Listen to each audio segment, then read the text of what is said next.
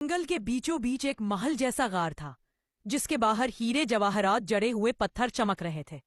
वहां रहता था शेरान खान, जंगल का बादशाह। लेकिन ये आम शेर नहीं था। इसके गले में सोने का ताज, जिस्म पर मखमली लाल चादर और इसके कदमों के नीचे नर्म रेशमी कालीन बिछा होता। शेरान खान ऊंची आवाज में बोला, अरे भाई, आज का दिन खास है, कुछ नया करना है। इसके साथ ही उसके महल में मौजूद नौकर बंदर चिक्को उछलता कूदता आया। हाथ में चांदी का ट्रे, ताजा अन्नास और तरबूज के टुकड़े रखे थे। चिक्को, हुजूर आपका नाश्ता हाजिर है। साथ में खबर भी है, जंगल के किनारे पर एक नया मेहमान आया है। जंगल के किनारे एक खूबसूरत हिरनी हुरी हल्की हल्की चलती हुई आई। उसकी आंखों में मासूमियत, गले में रंग बरंगे फूलों का हार और कानों में छोटे सुनहरी झमके। वो लग्जरी कम, प्यार ज्यादा रखती थी। हरी के आने की खबर जंगल में बिजली की तरह फैल गई। बंदर चीखने लगे, तोते गंगनाने लगे और खरगोश खुशी से उछलने लगे। लेकिन एक जानवर खुश नहीं था, लुमड़नी लाली। लाली के दम में गुरूर और चालाकी दोनों थी। उसने दूर से हरी को देखा और अपने आप से कहा, ये नई आई है, इसकी मासूमियत सबका दिल जीत लेगी और फिर मेरा कोई पूछेगा भी नहीं। शेरान खान ने फैसला किया कि हरी के इस्तेकबाल के लिए एक शानदार दावत रखी जाए। दावत का मंजर किसी शहजादे की शादी जैसा था। बड़े बड़े सुनहरी फानूस दरख्तों पर लटक रहे थे, फूलों की मालाएं हर तरफ और चांदी के बर्तनों में अनवाओ अकसाम के फल। अल्लू बाबा हकीम ने हंसकर कहा, वाह, आज तो जंगल की रौनक दुबाला है। हर जानवर ने हरी को खुशामदेद कहा, सिवाय लाली के, जो एक कोने में बैठकर अपने अगले मंसूबे के बारे में सोच रही थी। दावत के बीच अचानक एक अजीब सी आवाज आई, ग्रर। सबने देखा कि जंगल के दूर दराज हिस्से से धुआं उठ रहा है। शेरान खान फौरन खड़ा हुआ, ये क्या माजरा है? अल्लू बाबा हकीम ने आंखें बंद करके कहा, ये जंगल के बाहर के शिकारी है और ये धुआं शायद आग का इशारा है। हरी घबरा गई। बंदर चिक्कू ने ट्रे गिरा दी और लाली के चेहरे पर एक अजीब सी मुस्कुराहट आ गई, जैसे उसे मौका मिल गया हो। शीनो खान ने ढारते हुए कहा, चिक्कू, फौरन मेरे सुनहरी दूरबीन ले आओ। बंदर चिक्कू हड़बड़ा कर भागा और एक हीरे जड़ी दूरबीन ले आया, जिसके हदसे पौसे कज़ेर की रोशनी में चमक रहे थे। शीरा खान ने दूरबीन लगाई और देखा कि जंगल के किनारे 3 शिकारी छुपे हुए हैं, जिनके पास जाल, भाले और एक बड़ा सा पंजरा है। चिक्कू ने घबरा कर कहा, हुजूर, ये तो बड़े खतरनाक लगते हैं, इनके कपड़े भी डरावने हैं। बाबा हकीम अल्लू ने सर हिलाते हुए कहा, ये लोग जंगल के नादिर जानवरों को पकड़कर बेचते हैं, हमें फौरन कुछ करना होगा। लाली लूमड़ी चपके से अपनी दम हिलाती हुई करीब आई और मीठे लहजे में बोली, बादशाह सलामत, आप फिक्र न करें, मैं इन शिकारियों से बात करके उन्हें वापस भेज सकती हूँ। लेकिन उसकी आंखों में एक और ही कहानी थी। हकीकत ये थी कि लाली सोच रही थी, अगर मैं हुरी को पकड़वा दूं तो सबकी तवज्जो मुझ पर वापस आ जाएगी। उसने खामोशी से अपना मंसूबा बनाया, शिकारियों को हुरी का पता देना और फिर सबके सामने हीरो बनने की कोशिश। शेरान खान ने ऐलान किया, हम सब अपने जंगल की हिफाजत के लिए तैयार होंगे। हरनी हुरी, तुम भी तैयारी करो। हुरी ने हैरान होकर कहा, मैं तो सिर्फ फूल चिनती हूँ। चिक्कू ने हंसकर कहा, कोई बात नहीं, मैं तुम्हें जंगल सेल्फ डिफेंस सिखाता हूँ। फिर शुरू हुई सबसे मजाहिया तरबियत। हुरी तीर की तरह दौड़ने की कोशिश करती, लेकिन फूलों की माला गिर जाती।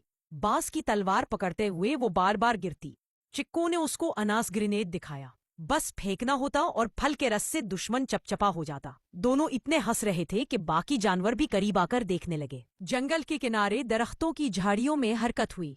लाली वहां पहुंची और आहिस्ता से बोली, इधर आओ, तुम लोग हुरी हरनी को पकड़ सकते हो, वो अभी जश्न में मसरूफ है, हिफाजत कम है। शिकारियों की आंखें चमक उठीं, बहुत खूब, हमें इनाम मिलेगा।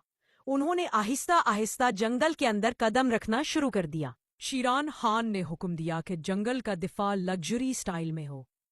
सुनहरी ढालें जिन पर जवाहरात जड़े थे, चांदी के जाल जो दुश्मन को फंसाएं, फौलादे आम तोप, एक बड़ी लकड़ी की मशीन जो आम फेंकती और फल टकराकर फट जाते। चिक्कू ने हुरी को एक खास फूल बम दिया जो फटते ही खुशबू का धुआं फैला देता था। शिकारी करीब आए, लेकिन जैसे ही उन्होंने जाल फेंका, चिक्कू ने एक अन्नास ग्रेनेड सीधा उनके चेहरों पर फेंक दिया। चिपचिपे रस से वो हड़बड़ा गए। हुरी ने फूल बम फेंका, खुशबू के बादल से शिकारी खांसने लगे। शेरान खान ने अपनी धाड़ मारी, जंगल गूंज उठा और परिंदे आसमान में उड़ गए।